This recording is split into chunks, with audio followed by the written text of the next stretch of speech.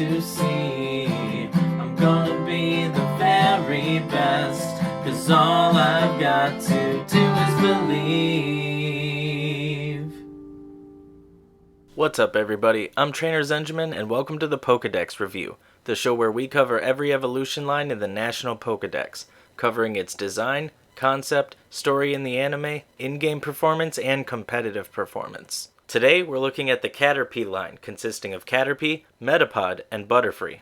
CATERPIE starts off as a tiny caterpillar, then wraps itself up into a cocoon to become Metapod at level 7, and finally emerges from that cocoon at level 10 as a beautiful Butterfree.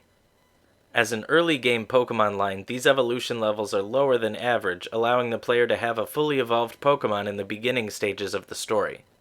The CATERPIE line is based on a real-life insect called the Asian swallowtail, growing from a green caterpillar to a crescent-shaped cocoon to a butterfly with black and white patterned wings. The Asian swallowtail has a relative called the spicebush swallowtail, which inspired the shiny designs of these Pokemon. The shiny colorations of CATERPIE and Metapod match the spicebush species, but Butterfree breaks this trend with bright green eyes, possibly referencing the bright green of the original CATERPIE. Speaking of CATERPIE, it is the very first Pokemon ever caught by Ash in the anime, so let's take a look at that journey. All the way back in Episode 2, Ash and Misty are walking through Viridian Forest when they encounter a wild CATERPIE. Misty is afraid of it, but Ash catches it easily.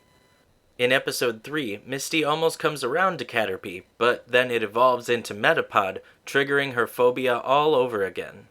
Episode 4 features Metapod and its defensive move Harden, which completely shatters a Pinsir's horns.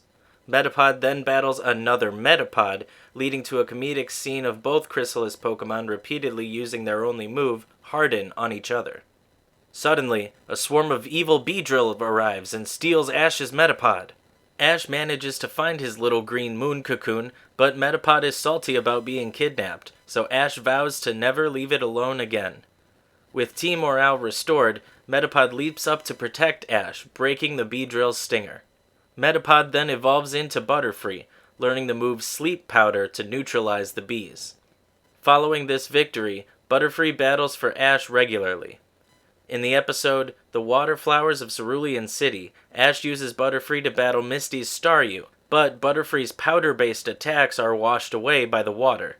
This is simply Ash's mistake, sending Butterfree into the wrong battle and giving it a bad matchup, but he soon learns his lesson. Ash boards the St. Anne, called the SS Anne in the games, where he makes much better use of Butterfree, sending it out to battle against Raticate. Butterfree masterfully dodges the rat's Hyper Fang and stops it in its tracks with Stun Spore, scaring the opposing trainer so much he calls off the battle. The trainer then persuades Ash to trade away Butterfree for Raticate, right when Butterfree is getting good? Luckily, Ash comes to his senses and goes back on the trade before it's too late. Phew, that was close. I'm glad we get to stick with Butterfree for a while longer. The next time we see it is in the episode... Bye bye Butterfree! Oh come on! Tons of Butterfree occupy the sky, as it is now their mating season. Ash's Butterfree quickly sets its sights on a potential partner with a pink coloration. It tries to impress its crush, accessorizing with a classy yellow ribbon, but sees no success. Team Rocket comes out of nowhere, per usual, and captures all the Butterfree except Ash's. While Ash battles Team Rocket, his Butterfree releases all the wild Pokemon they captured. The pink Butterfree, seeing the bravery displayed by Ash's, falls in love with it. Seeing how happy his Butterfree is, Ash decides to leave it behind, and says goodbye to the first Pokemon he ever caught. This emotional scene hits especially hard for viewers who've raised similar Pokemon of their own in the franchise's video games.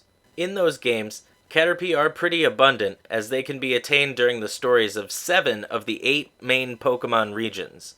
They cannot be attained in the Hoenn region because that region has its own butterfly line to showcase.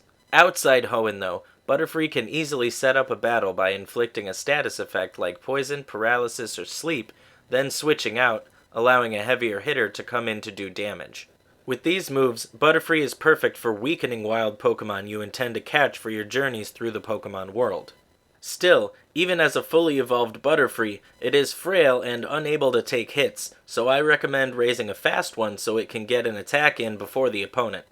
Using Butterfree competitively is even more challenging due to its low stats, so unless you're a bug master, I would not advise it. Instead, stick to using Butterfree as a utility Pokemon during your playthroughs. But now it's your turn. Tell me in the comments, what did I miss? What did I mess up? Next time we'll be reviewing the Weedle line, so stay tuned for that. Until then, take it slow, bro.